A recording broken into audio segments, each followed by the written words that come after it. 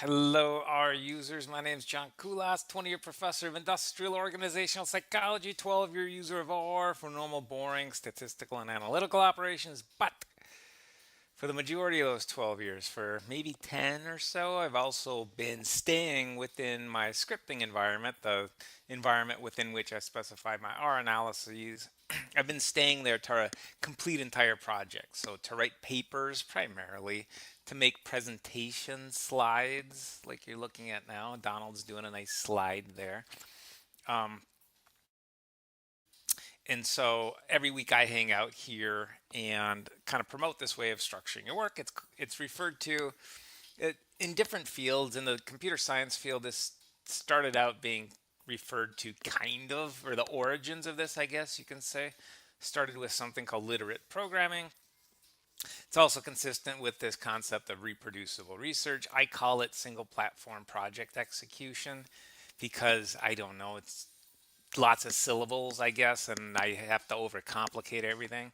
Um, but really, this way of structuring your work, it's not everyone's aware of it, that it's a possibility that it can be done. And so I'm here every week just kind of saying, hey, this is out there, and if anyone stumbles across this, this is maybe something that you might want to consider for your own personal work, especially if you're working with R, you're working with Python, doing data science-y kinds of things.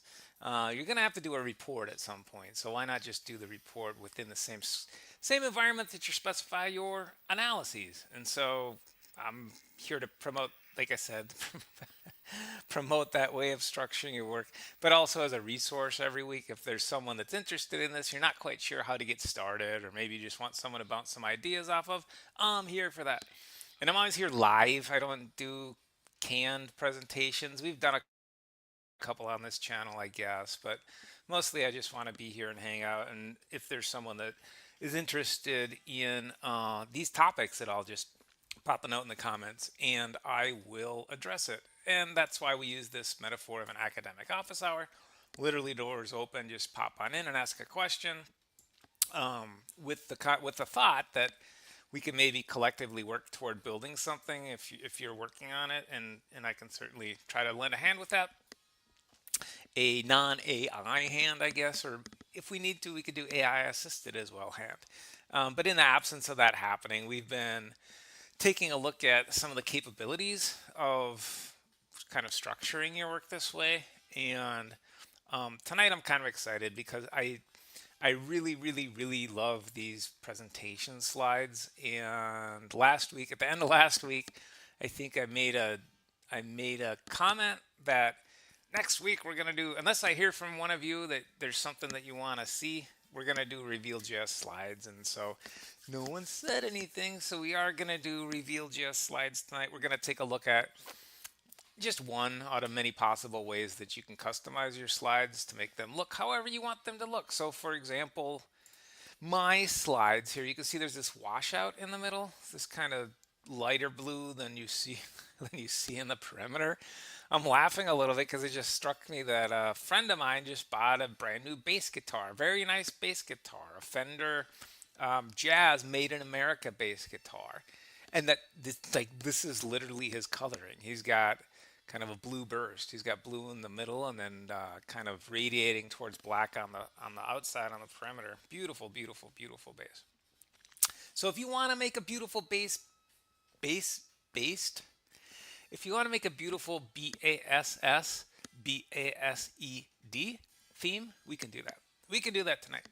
So, but before we do that, we are going to we're going to take a look at what happened last week, and this will be a pretty quick recap because last week was mostly just a software install. We did a little exploration as well, but before we get into tonight's topic, let's do a recap of what happened last week. So, where's our transition here, Mr.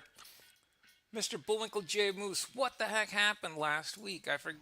Well, the Frostbite Falls newspaper really started something when it buried a pot full of Confederate money as a promotional stunt. Within a week, the town was dug full of holes, the bank was robbed, and Bullwinkle was locked up by a gang of thieves. Meanwhile, the gang leader, Boris Badenov, was heading for the hills, toting a valise that leaked $100 bills. Close behind, Rocky was scooping them up with a powerful vacuum cleaner. Unfortunately, the machine was a little too powerful.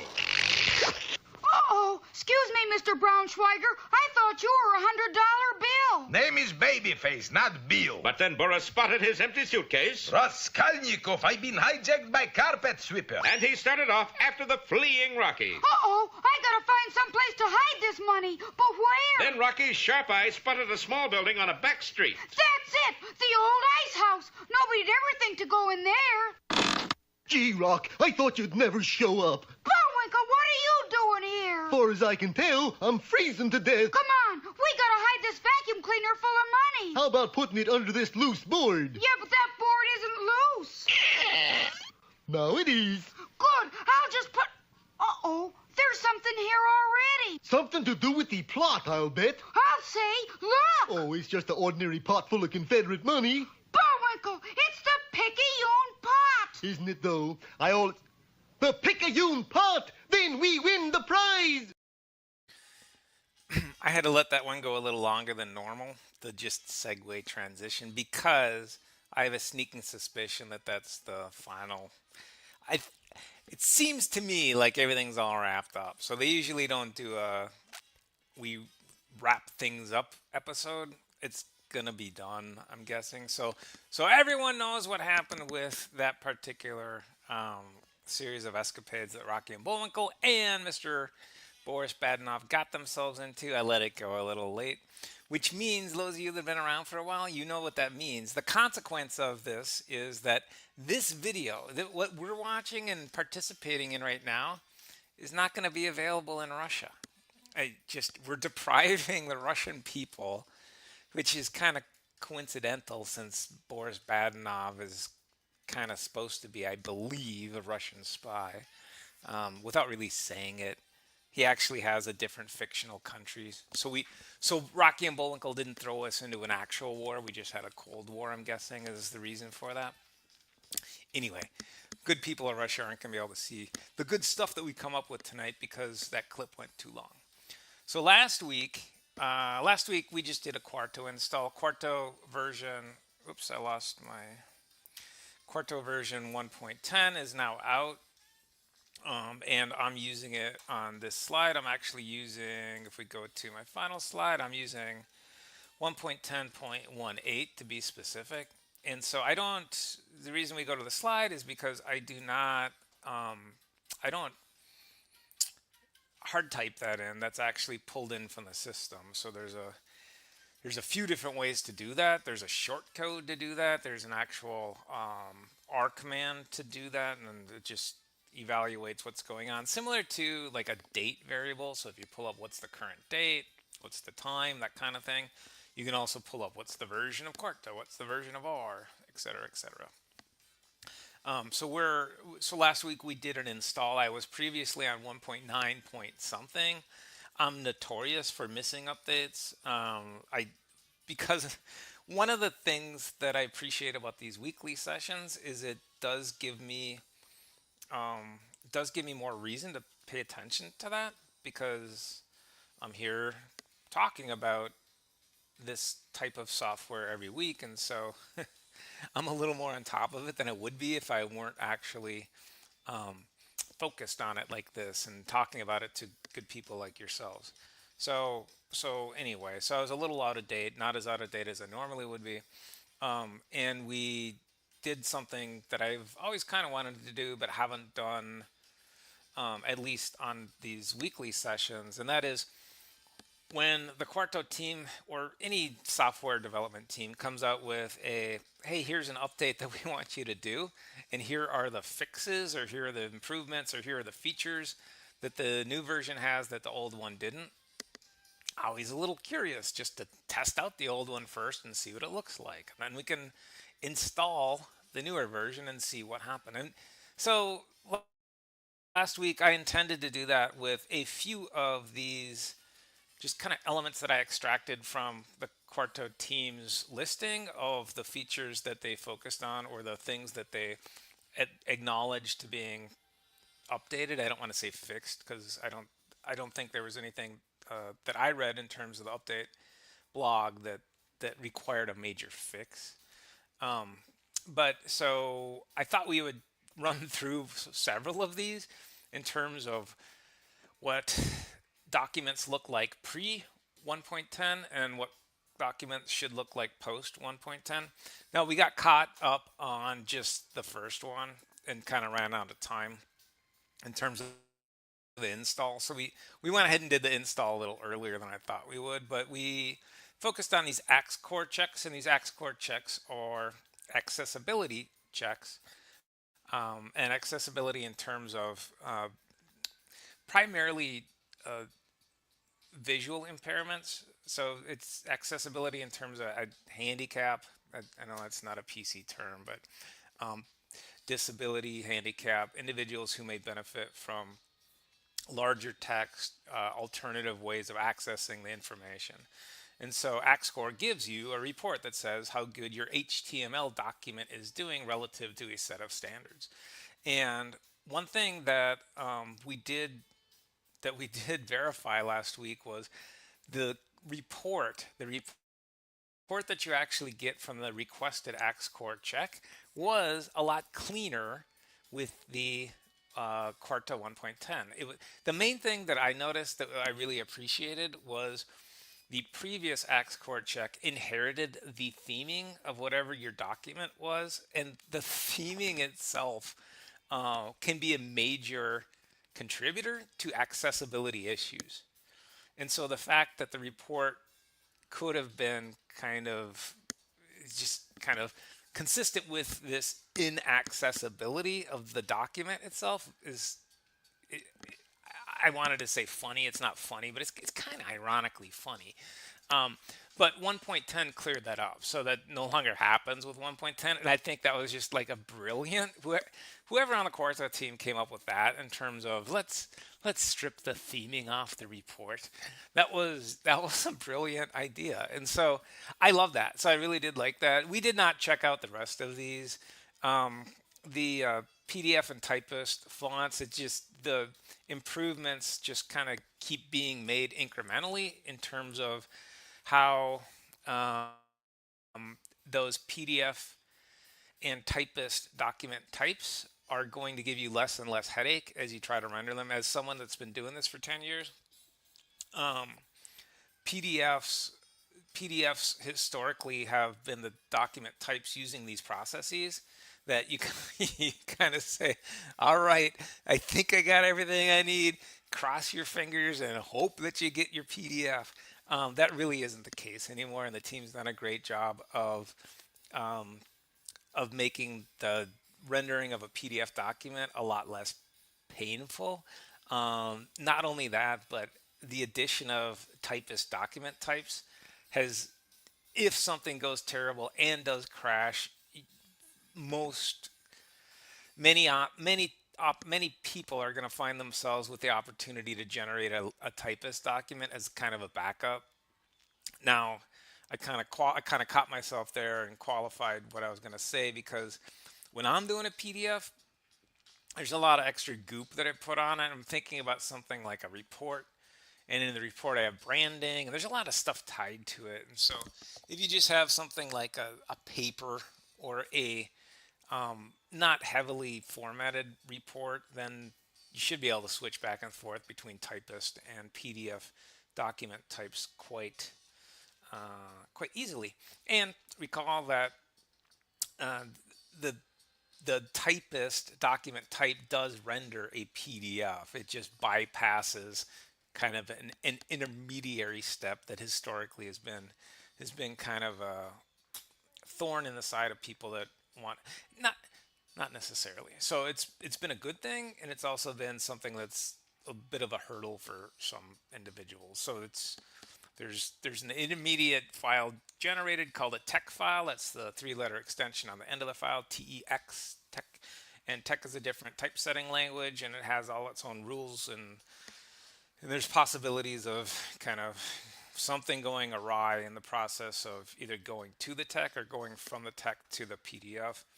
And the typist document type gives you a PDF, but it bypasses that entire kind of side route. And that side route is important, and that side route has a massive history of specification and use, and it has its very own strict set of rules, and that's a good thing. But it's just Quarto has made generating those PDF files a lot less painless over the years. So that's great. Okay, enough about me talking about what we did last week. So what happened there? Why did I? Sorry, my slides are going a little funny.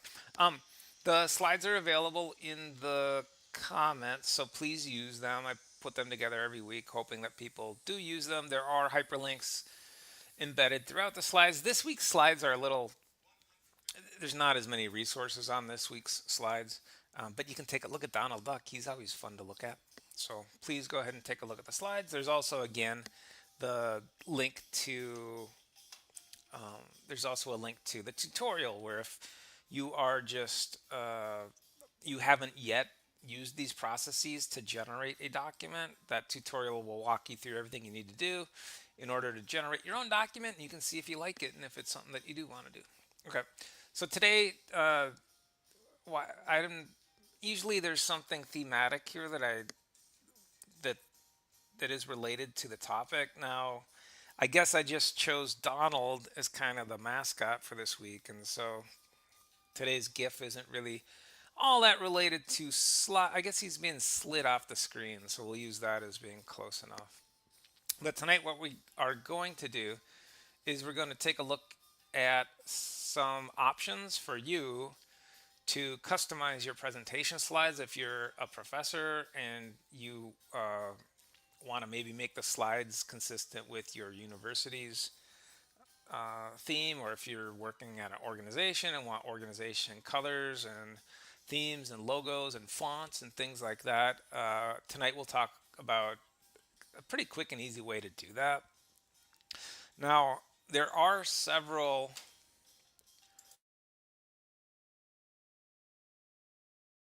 sorry, I had to do the weekly frog in the throat coming up out of my mouth here.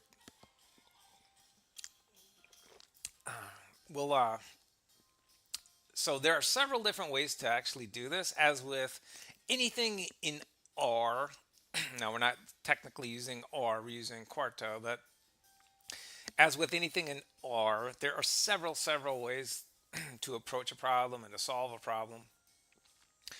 Tonight, I think what we're going to do is we're going to take kind of the simplest approach.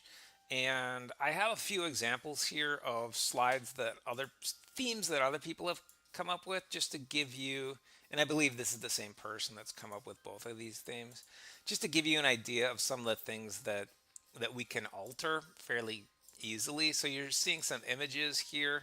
Now these images, there's some complexity here on this one. These images, they move, and there's also quite a bit of variability across the slides in terms of what images are populating the background. The Cinco de Mayo slides here on the right, and these are embedded as iframes, so you can go ahead and just navigate them as you would any other Quarto slide. You can use the menu there. Might even be able to, no, full screen is going to be disabled. If you want to see the source for these slides, you can click the headers, and that will take you to the actual information that describes. Rather not. There may be some description, but you'll also see these source scripts that created the slides themselves. Now, both of these themes are available as Quarto extensions. If you decide that you just like what you see here, you can follow the links and you can access these, and you can use these as themes on your slides. I'm a little more interested in actually generating our own slides with our own themes. Now, the really neat thing about the Cinco de Mayo one is he's done a very slick thing here about kind of right justification, left justification, and fitting it in with the background images that are on there. I'm assuming those are background images. I didn't look too deeply into these themes themselves. I just wanted to use them as examples of what we can try to do as we're working together here tonight. Okay, so let's take a look at the types of themes that are kind of built in to Quarto RevealJS slides. And again, I want to stay just with these presentation slides for tonight. We've done previous sessions on branding and using branding to apply to multiple file types, but tonight I just want to focus on these RevealJS slides that I love so much. There aren't all that many sources that give you kind of a one-stop shop to see what the built-in themes look like. So the hyperlink that I just showed you is a little out of date because there are more themes. There are more themes that we can access, but that does give you kind of a brief overview of what some of the existing themes look like. Let's see if we can find a listing of the themes here before we customize too much. So there's beige. Dracula is a newer one that we encountered. I don't know, maybe around Thanksgiving. I think that makes sense. And I thought it was a pretty neat theme. I actually like it quite a bit. So I'm going to create a new project folder because I think the way that we're going to apply our theming is we are going to create sassy CSS, and so sassy CSS is kind of the way that the Quarto team is preferring that we structure our styling of these types of slides. So Sassy CSS, my understanding of it is a kind of a little more complex than the old school CSS. So CSS is the extension of the file type of the language that's used to shape the format and styling of HTML information. CSS, I believe, stands for Cascading Style Sheets. And by the way, I'm new to all this stuff, so I didn't know any of this stuff until I'm trying to do too many things at one time. I didn't know any of this stuff until I started to use Quarto, really, because in the old R Markdown kind of ecosystem, I primarily was authoring PDF document types. I did some websites, I did some HTML stuff, but I didn't really know what HTML was, and I certainly didn't know what styling was of HTML elements.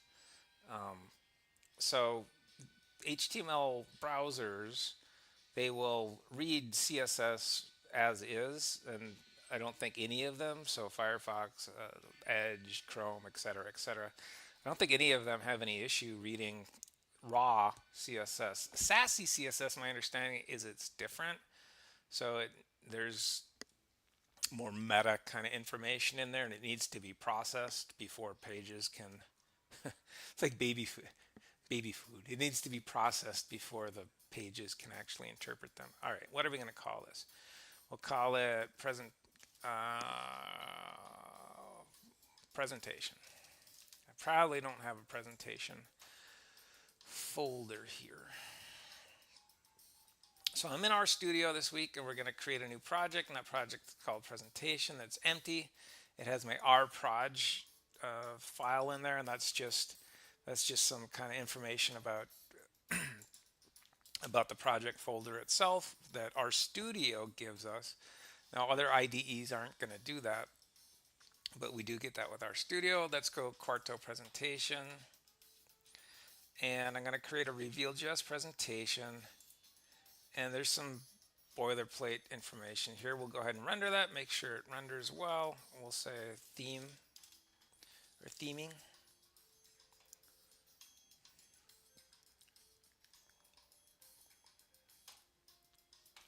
And there's my presentation, pretty bare bones, not much to it. I'm going to need to use the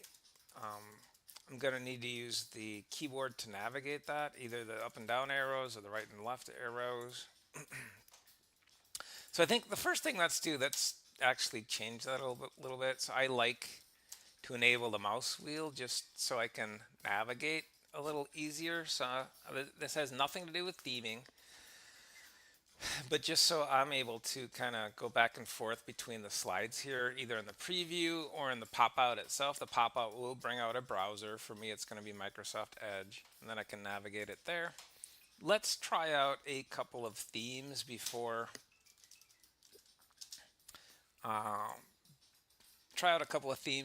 we actually customize our own, just to get a sense of some of the things that are already built in. I already said Dracula is one that I really like. So let's render Dracula. And there you see I thought it was red, but I guess it's black and purple. Sorry. I had a wonderful meal. So I had a stir fry. I made a stir fry. And so there were some mushrooms that Alicia, if you're watching, I ate those mushrooms tonight, and I had a red pepper, yellow pepper. I had a pepper that was actually store-bought, and I had some carrots that were garden grown. Again, thank you, Alicia. I had some Vidalia onions, my favorite kind of onions. What else did I put in there? I don't know. I put some other stuff. Oh, chicken. I put some other stuff in there. And then I had some old sauce from Trader Joe's that I never opened, like hoisin sauce or something. I don't know. It was a little jar like this. It's kind of thick. But actually, it worked out well. It tasted really good. Okay, so there's what themes look like, and there are built-in themes. It looks like there's about 15 or so, maybe less than that. 1, 2, 3, 4, 5, 6, 7, 8, 9, 10, 11, 12. So these have been updated and changed a bit over the course of the time that I've been using Quarto, which is about 2 years now. I used to like Night and League. Night and League were the two when we first started doing these weekly session slides. Those were the two that I kind of relied on and used. And you can see fonts are different. The location of information in terms of first and second level headers, or in the case of presentations, first and second level slides, are a little bit different. The other one I liked quite a bit was League. And League just looks not quite so dark as Night. And League, I believe, is the theme that I got the idea of washing out the middle with. I really like that washed out middle. But you can see the font certainly is different. Okay, so let's do our own theme. We don't need no stinking theme that Quarto gives us. Well, we kind of do, because we're going to start not from scratch. We're actually going to start from what the Quarto team has given us, because they gave us some pretty cool stuff here. So one of the things that they give us access to is the specifications that they have for their built-in slides. And so on my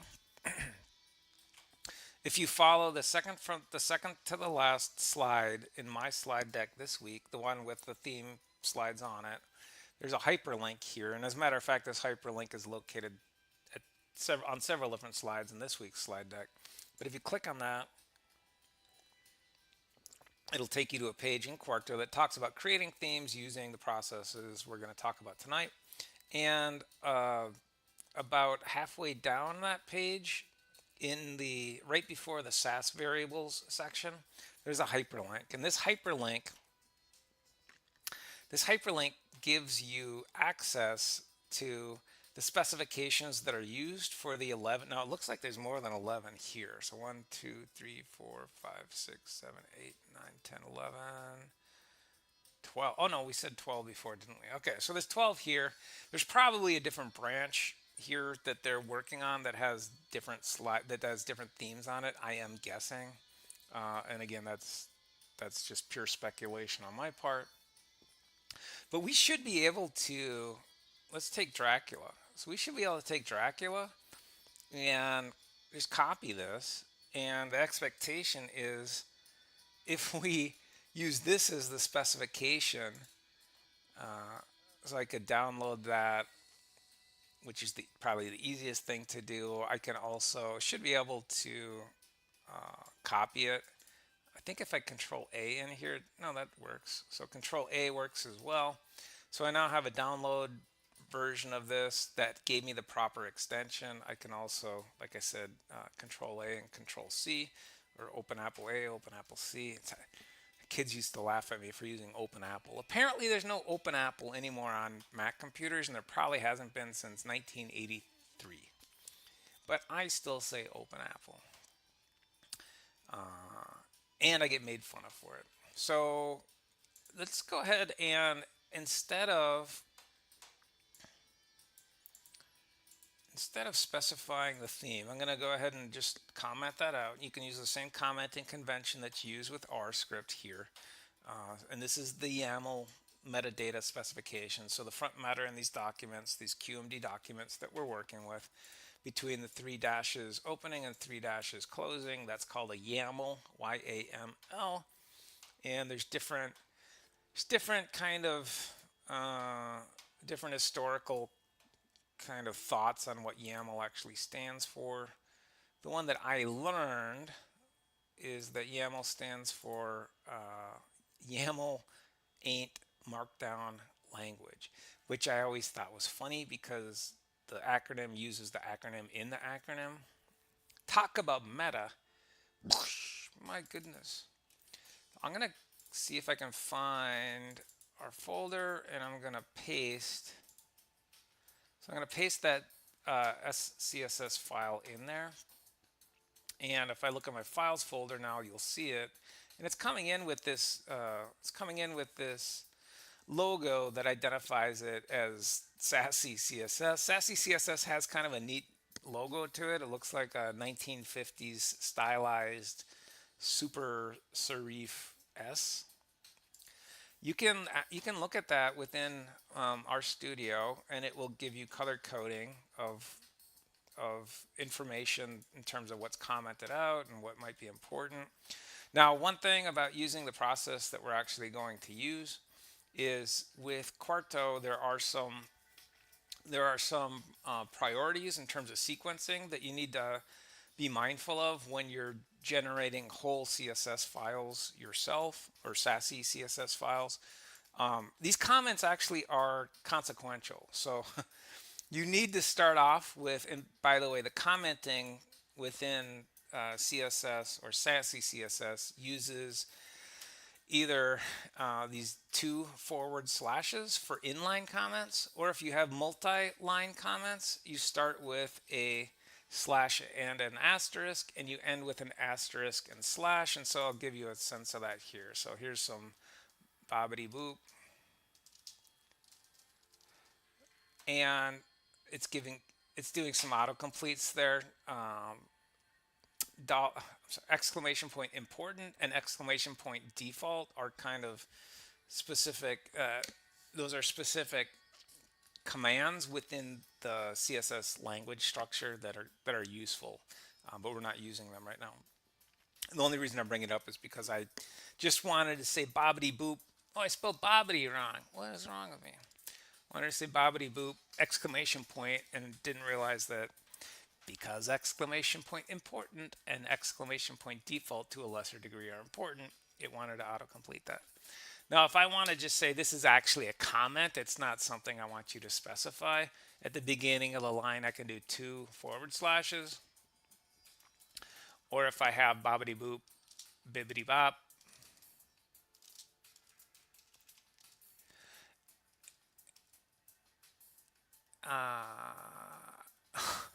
it's doing so much autocomplete. I haven't had this issue before. If I wanted to do that on multiple lines, I could comment that up by forward slash exclamation or forward slash asterisk. Sorry, I almost said octothorpe. We got too many symbols going on here. And then I could signify the end of that multi-line comment by doing asterisk forward slash, not question mark forward slash.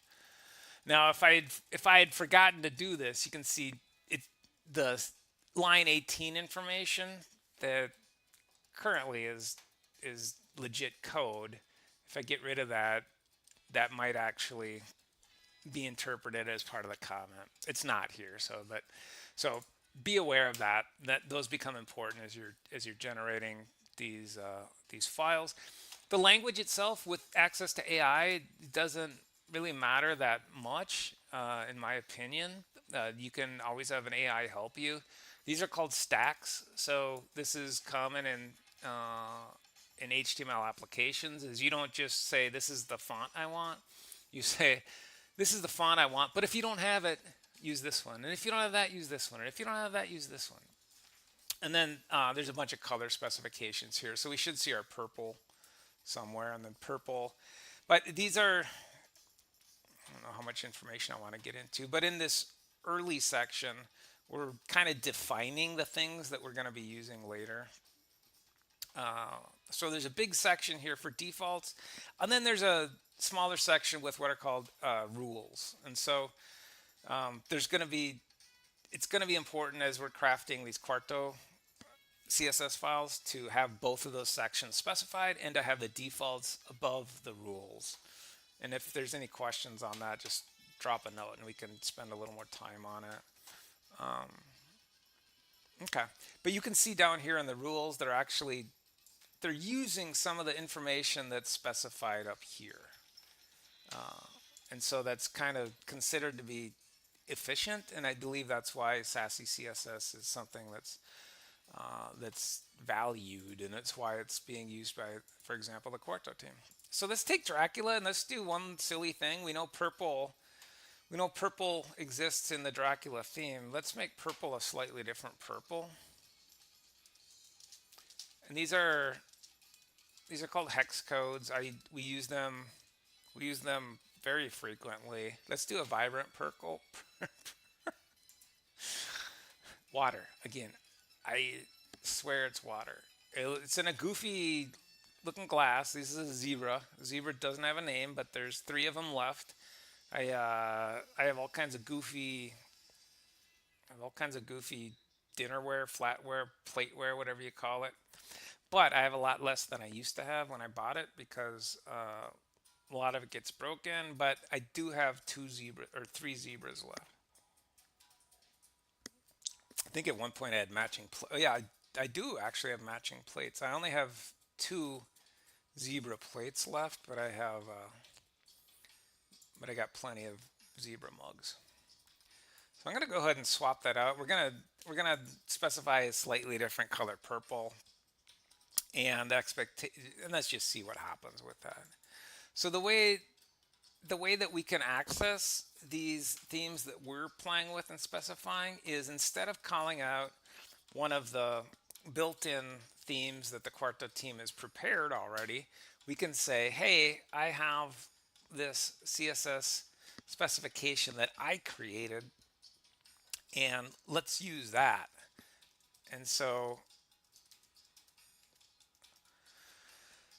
we should be able to actually specify that within this same theme key here within the YAML.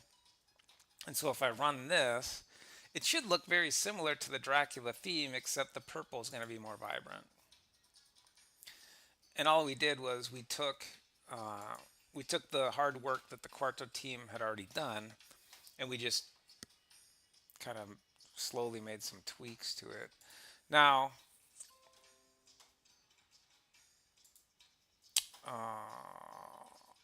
we can do all kinds of things within this system itself. So one of the things that we should be able to do is we should be able to play with the fonts. And what I like to do within my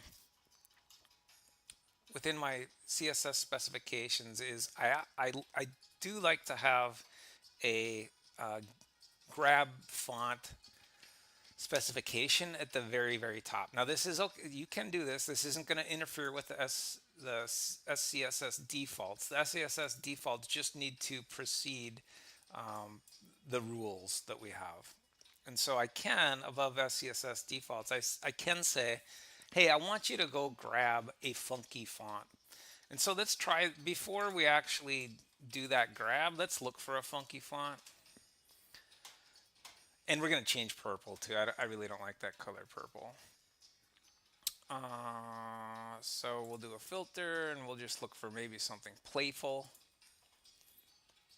There's a funky font. And now this is one that I think I use it. No, I don't use Henny Penny.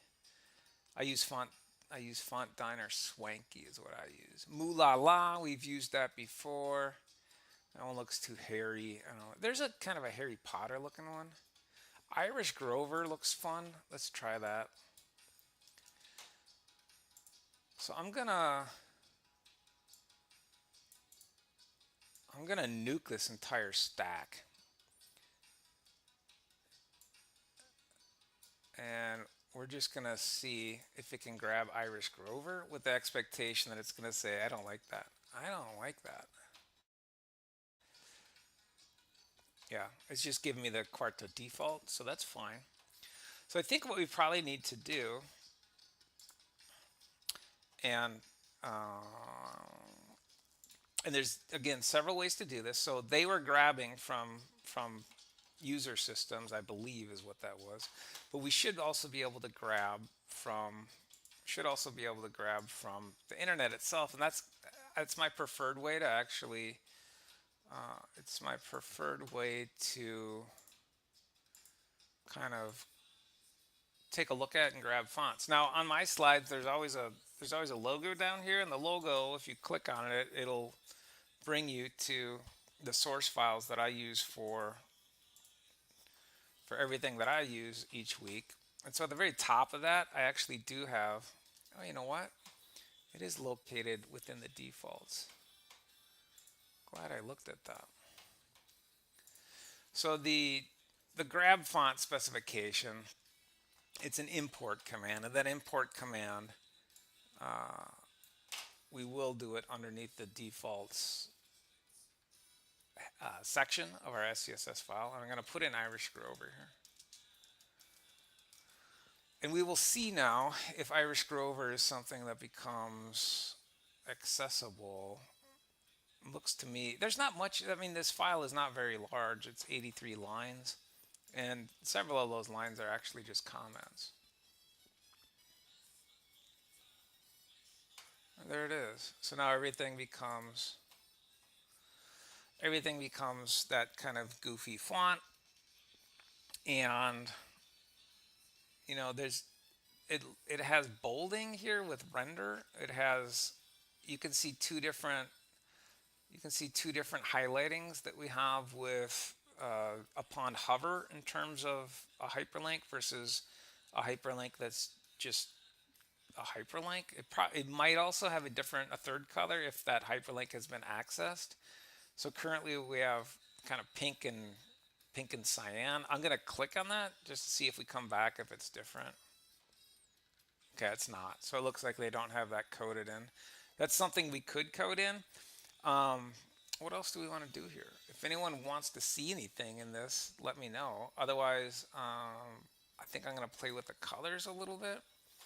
So we can go into our CSS. We probably don't need all these colors specified. Or we could specify more colors if we want. I could say badass here, because we like badass as a color on this channel. And on line 21 there, I just followed the same convention that's being used on lines 10 through 20. And I said, I want to define a new variable called badass. And that badass, the value of it is just this hex desk code of badass. Now I'm going to replace, which one should I replace? I'm going to replace cyan with badass. So once I hover, it should actually change to badass. So I'm going to do a search for cyan to see where else. There it is. Link, color, hover. That's pretty straightforward. So we're going to say badass. Why does it? Oh, okay. No, sometimes the preview pane will actually kind of register the CSS changes, and sometimes you'll need to re-render the document. Depends on what IDE you're in, depends on if you're in a preview or if you're in an actual rendered document. But there you can see actually changed how that's presented. What else? We can change all kinds of stuff here. If we wanted to, what else do we want to do here? The background color, we could change the background color for sure. I think it's a little too dark for me. I don't quite want it that dark. So let's do a different color. So let's do gray hex. Gunmetal sounds pretty tough. Let's do gunmetal gray. There's a hex for it, 353E43. That's what I thought it was, honestly. So, not really. Let's see if, I'm going to see if I can try something different here. Instead of calling it out as a variable, I should be able to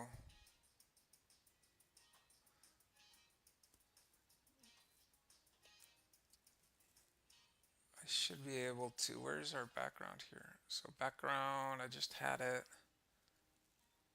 There it is. Body VG. So I'm gonna comment this out, actually leave it in, so if we want to come back to it we can. But I should also just be able to put that value in here, which is a little bit different. I can put it in here on line 10 and then call out background, but I should be able to put the actual color in just itself as well. The reason that's important is this, some people may prefer to have these have these variables specified, but you don't need to. You shouldn't need to. You should also just be able to put values in for the things that you want to affect. Oh, did not like that. Okay. Well, that's one reason to comment out. So let's make sure that that was the error. I'm going to try to re-render with that black background. Yep. So it really didn't like what we specified. So instead of putting that hex directly in, I'm actually going to change the background color, make it a little more slate. What do we call it? Gunmetal. So it's gunmetal gray. Yeah, I like that. I think I like that a little better. We can play with the size of the text. We can play with, as you know, we're probably not going to have time tonight, but there are examples on the slide, on my slides this week, of those other templates that are made. So you can take a look at how do we get to Warren Buffett. If you want to put a picture of Warren Buffett on there, you can do that. I don't know why you would want to do that, but if you want to do that, you certainly could do that. Let's change. I really don't like that purple, so we can actually make that presentation heading color instead of purple. You see it's purple here on every slide. Let's make it, I really don't mind this cyan, so we can make it cyan. And we're getting further and further away from Dracula as we do this, of course. Oh, you know what? There is actually a font that kind of is Dracula looking, like dripping blood looking. We could do that. We could specify that. And then the other thing, I guess, that we should acknowledge here is that you can play, like we're playing here, kind of on the fringes with fonts, and we could put fallbacks in here as well if we wanted to, and do a proper stack. That's kind of good practice, or considered good practice. But in addition to playing just with what has already been specified here, there are other variables that we can play with. Now, I didn't notice this, but there is presentation list bullet color, and sure enough, that we do see that here. It's really subtle, so I didn't notice it. I think I would change that, so I would probably change that to the foreground color. I like the foreground color.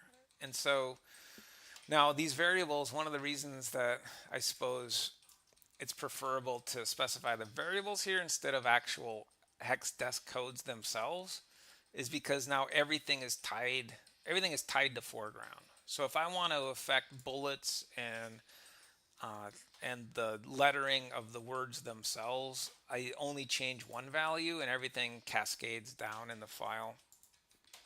But I would definitely, in this case, I would definitely prefer the same color bullets as the text, and so I changed that to foreground. So let's go ahead and re-render.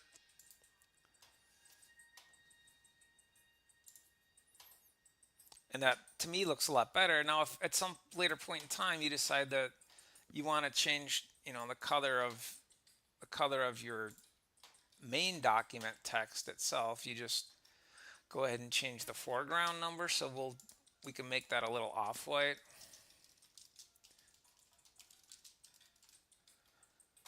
And this is always a little funny because off-white, when you're looking at a bunch of whites together, kind of looks very off-white, but then once you see it rendered, it does not look that off-white. So 4F's E4.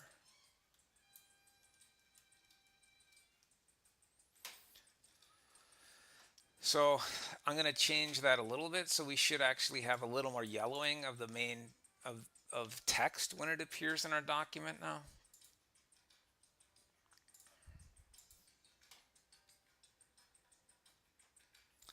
And that looks that's a lot more pleasing on the eyes. It's a lot less, I don't know, it's a lot less there's a lot less contrast. We could do an axe core on this and see what the axe core looks like. I think we can do it on, okay. I thought we could do it on a RevealJS presentation, but maybe it doesn't like that.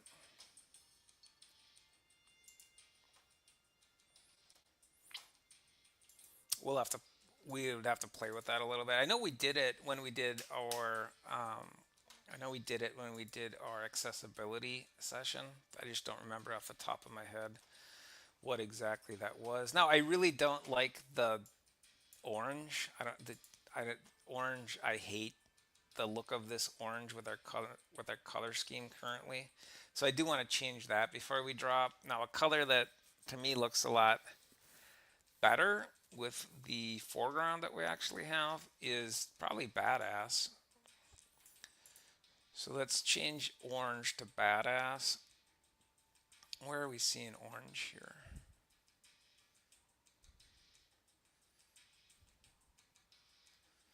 Bold. So that's bold. I don't like the bold.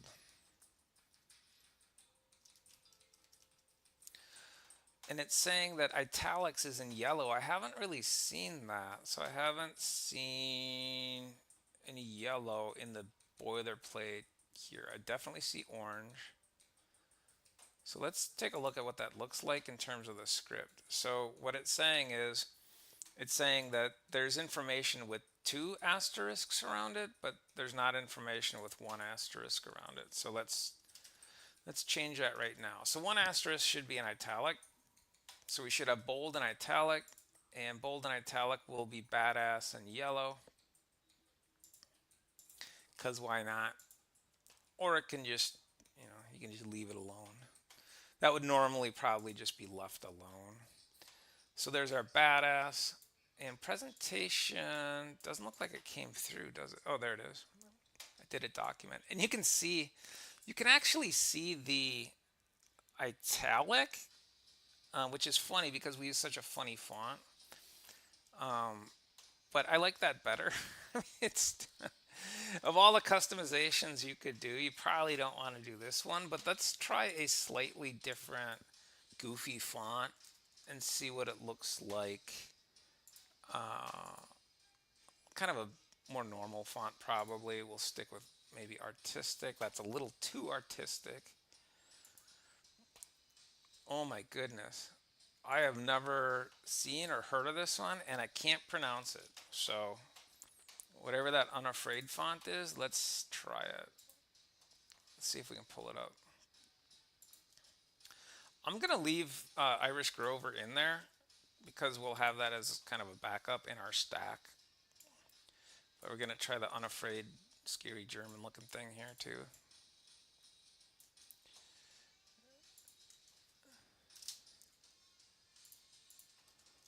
And I wonder what that will look like in italics. It's amazing how easy it is to access these fonts at this point in time or technology. I mean, that looks very this looks more vampire-ish than the Quarto teams does. The advantage the Quarto team has is theirs looks a lot more legible. Now, if you ask me, the priority, should it be legibility or should it be scariness? I think I would probably say scariness. Now we should be able to change the font size here as well. Let me see if I see, because to me that could be blown up a little bit. Call it title, not M. There's the M. So M is kind of what we're looking for, but we need M to be applied to the entire document. So let's go back before we close tonight. Let's go back to my slides and see if we can expand a little bit this list of options that we have, because there's a listing here of the variables that we should be able to play with. And really what I'm looking for here is size. There we go. Presentation font size root. So let's see if we can play with this. Now this should go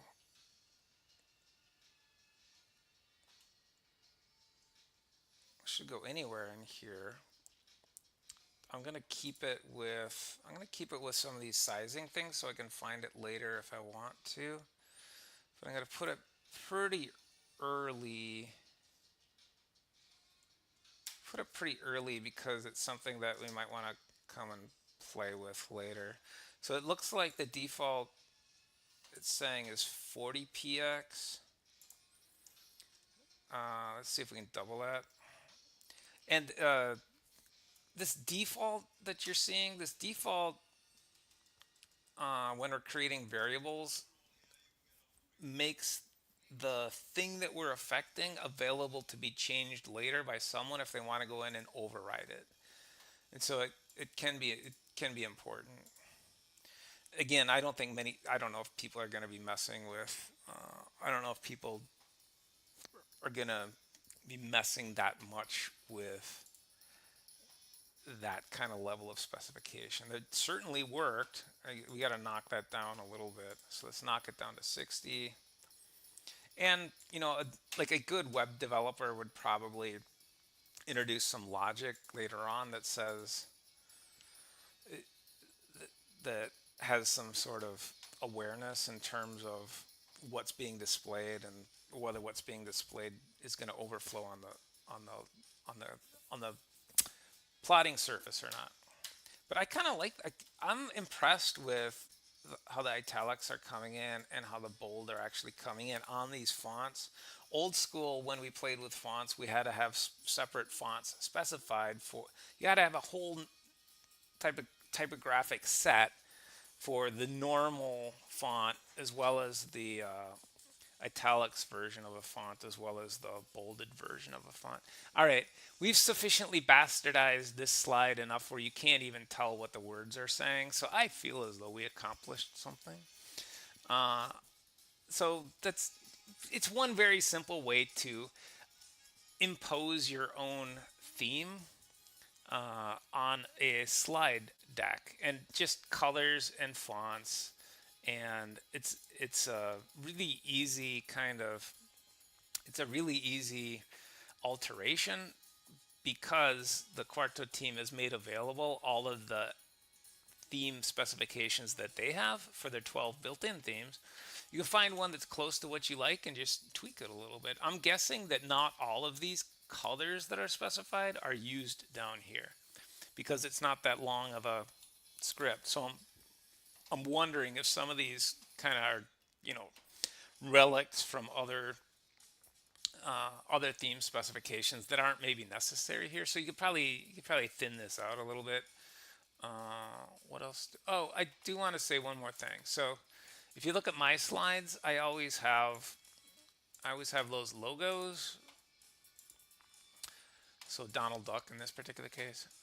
That's not something you need to add if you don't want to. You don't need to add to the theme. You can add it to the theme if you want, but the Quarto team in the YAML they actually have a logo option as well. And I do believe that this will take. Well, let's do this. Let's do. I always do Pink Panther. Let's see if we can find a transparent picture of the Pink Panther that's in something like a PNG format. I'm going to copy that address. And the way most people would do this is you can see it's not a PNG, or it's not a transparent one. It's got that background on it. But it's a very quick and easy way to actually get a logo on your document. If we wanted to, let's spend another 2 seconds on this and see if we can find an actual transparent figure. I know one of these looks, because I've used them before, one of these looks like it's This one's got shadows there. When that background pops later, that's a pretty good indicator that the image itself is transparent. Now this one's going to be pretty smushed, so we might want to get in there with the CSS anyway and play with it such that we pop the image a little bit, because right now he's going to be tiny. He's a Pink Panther, but he's a tiny Pink Panther. But there he is. He's down there. So you could add, you know, your corporate logo, your school logo, whatever you want down there. But certainly you can also add backgrounds, not just colors, but full background images. And those images, you can mute them a little bit if you want. And we've done that on these weekly sessions several times. If you really want, well, if you want, we can spend another week on it, so let me know about that. But if you would like to see it being done, take a look at one of our Christmas or Valentine's Day card sessions, because we do it there. We actually put background images on the slides and then have some muting on there, so they're a little bit pushed into the background.